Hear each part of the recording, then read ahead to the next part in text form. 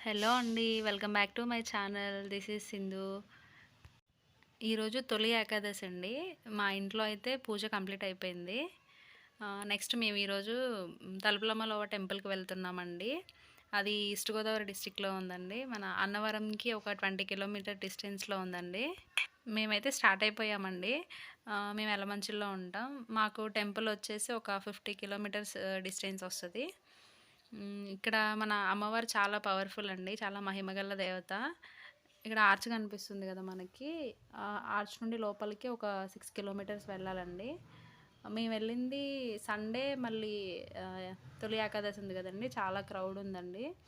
ఇక్కడ చూసారు గదా! మన టెంపుల్‌కి ఒక 3 కిలోమీటర్స్ దూరం నుండే మనకి దర్శనం అయిపోయాక అందరూ కిందకొచ్చేసి అమ్మవారికి మళ్ళీ కోళ్ళు, మేకలవి నైవేద్యంగా సమర్పించుకుంటారండి. వాళ్ళిక్కడ కిందకొచ్చి వంటలవి చేసేసుకొని ఉంటారండి కింద. చూసారు గదా! మనకి గుడి కనిపిస్తుంది. ఇది ఇంకా కన్‌స్ట్రక్షన్‌లో ఉందండి. మళ్ళీ కొత్తగా కడుతున్నారు. ఇక్కడైతే గుడి లోపలికి ఎంటర్ అయ్యాక అది అమ్మవారికి మనం చీరలు అవి సమర్పించాలనుకుంటే ఇక్కడ తీసుకొని లోపలికి వెళ్ళాలండి మనం. మాకు దర్శనం అయితే చాలా జరిగిందండి. నేను వీడియో అంతా షూట్ చేయలేకపోయాను. ఐ హోప్ ఈ వీడియో గనక మీకు నచ్చినట్లయితే ప్లీజ్ సబ్స్క్రైబ్ చేసుకొని, లైక్ చేసి, షేర్ చేయండి. థ్యాంక్ యూ సో మచ్ అండి.